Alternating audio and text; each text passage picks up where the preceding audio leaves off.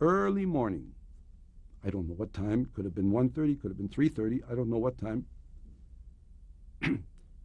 All of a sudden, trucks came in front of the Jüdische Gemeinde and in Temple. And these were army trucks. But the ones that jumped out of the trucks were dressed in civilian clothes, not in SS uniforms, and they were all either carrying an axe or a hammer or an axe handle. They broke down the doors from the temple, and then you could hear them scream, "You verdammte Juden, you verdammte Juden, go to hell," that type of that thing. And they would start smashing with their axes and weapons, not weapons, but these axe handles.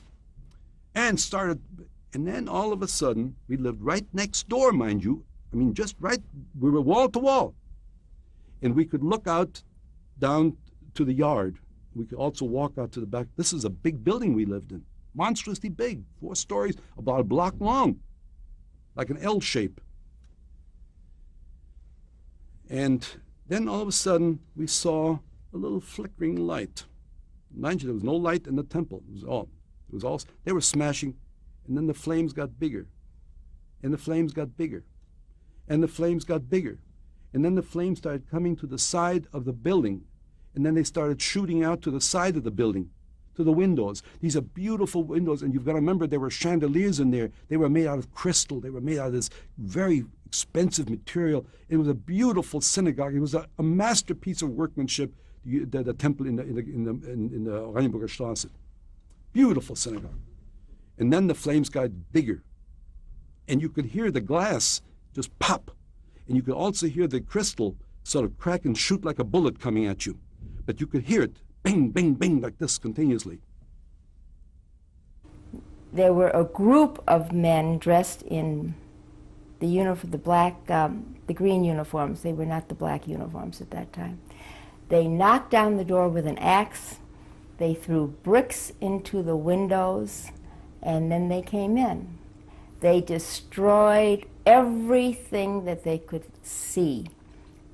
They went into the kitchen.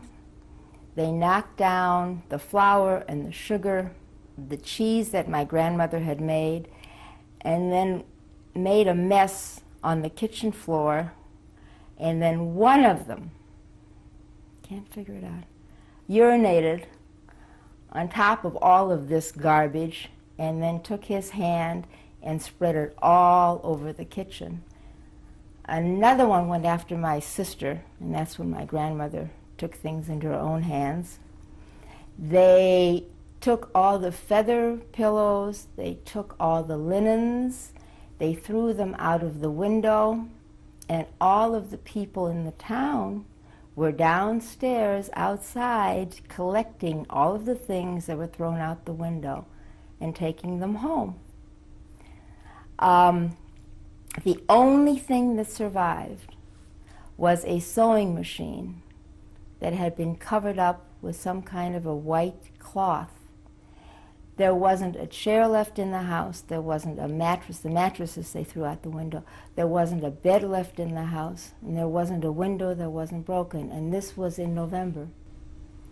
We were home and having dinner. And someone, we assume a Christian friend, called without identifying themselves and said, "There are people throwing rocks into your show windows." Now, we didn't live very far from there. So my father said it wouldn't be safe for him to go there. It would be wiser if I went. I was the oldest son, and I was, quote unquote, more Aryan looking. My father had dark hair and a dark mustache.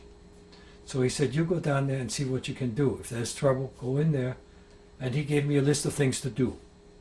Which papers were important, what instruments I should bring home in case they broke in, because it seemed like they were trying to break into the store. So I went there, and there were a crowd of people, none of them in uniform, and 2 policemen standing by watching the whole thing without interfering. Apparently they'd been told not to.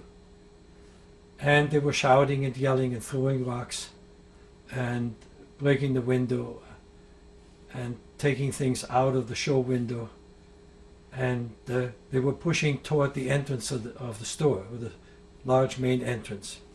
And I was in the midst of that crowd, and I wanted to get in there to do what I'd been told, to get the documents, etc. And they were shouting, "Get the damn Jew," and a lot of things worse than that. And so I pushed in with them. However, there was a man standing next to me who was also pushing, and he had a swastika insignia on his lapel, and he turned to me and he said, "What's with you? What are you doing here? Why aren't you saying anything?" Because everyone was shouting and throwing things, and I wasn't doing that. And so I felt I better do what they expect me to do, and I shouted, "Hang that Jew," etc., etc., and pushed myself into the entrance. Then when I got in, I grabbed what I could, and then fled through the back entrance. By that time, they were ransacking the whole store, destroying much of the counter, and taking whatever was valuable. There was a knock at the door, and it was not usual, for people to knock, and I put the Gestapo in civvies. "Where's your father?" No idea. I said, "He is not here," and I had to open. And I remember the chutzpah, "Show me your IDs." I said to them, I was 11 years old, "Show me your IDs." And these guys pushed some kind of badge through the slit, and then of course I had to let them in.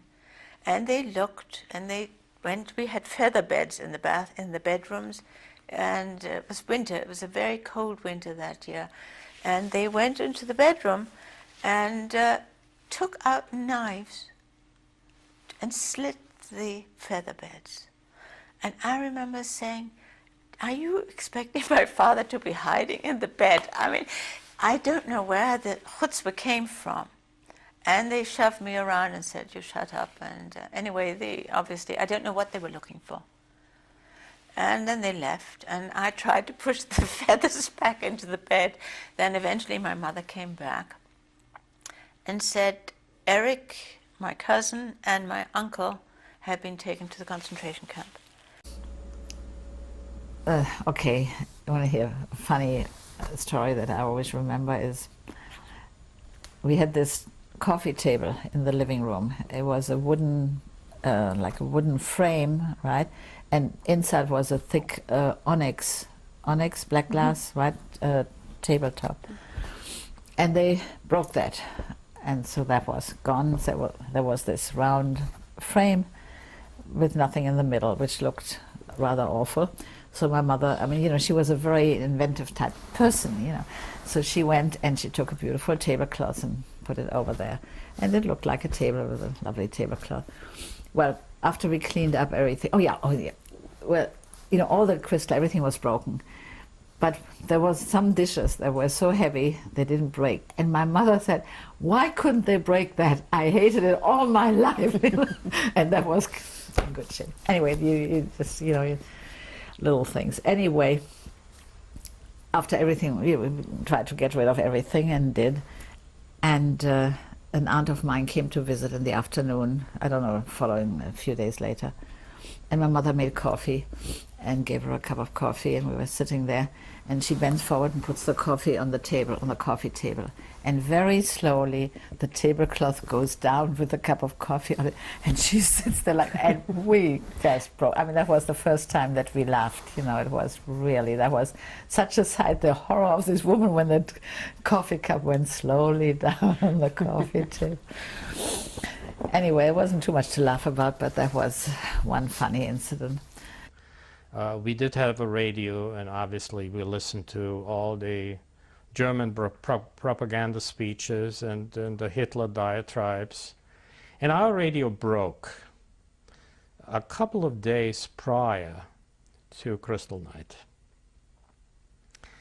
And on November the 10th, 1938, we looked out at our window, and we saw the gangs breaking in to all the Jewish stores, looting the stores, and we saw the Gestapo people going from home to home and herding people out into trucks, and off they went.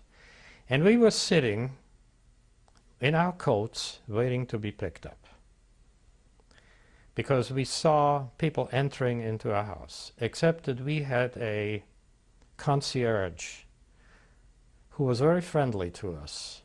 And when the Gestapo came to our house and asked them, "Are there any Jews here?" she said, "No, we don't have any Jews here." So they went to the next house. That's how we were saved. And all of a sudden, in that period of time, the bell rings. And we thought, that's it.